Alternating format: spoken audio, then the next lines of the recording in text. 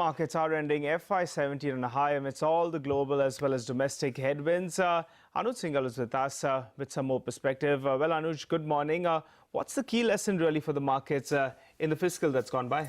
I think, morning Nigel, the key lesson for me has been that this is a bull market which is climbing wall of worries.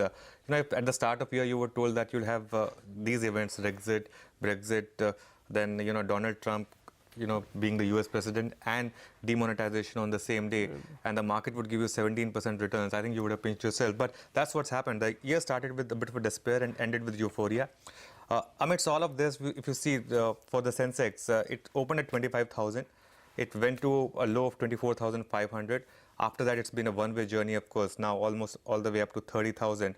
And the market, as I said, has absorbed Brexit, demonetization, and Trump win on the same day. The other big lesson for this year has been that DIIs have really trumped over FIIs. I'm just looking at a particular period. The best period for market this year was post-demonetization from November to January. In that period, FIIs sold 30,000 crores.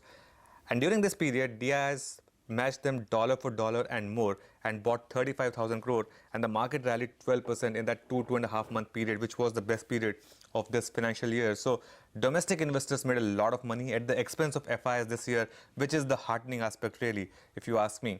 The other thing that stood out is that laggards came back. Metals index was the biggest winner, up 61%.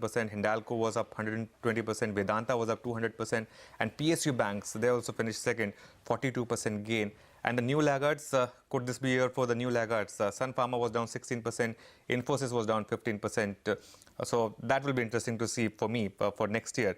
The other thing that stands out for our market is that if you leave your obsession for the Nifty and the Sensex, this market is making you a lot of money. If you're just invested in the mid-cap index fund or the small-cap index fund, that fund itself would have given you 34% return this year in the mid-cap fund, small-cap index up 41%. And of course, within that smart portfolio, smart mutual funds, NAVs have gone up 60, 70, 80%. And that's been the trend for last 3 or 4 years. It's not that just this year.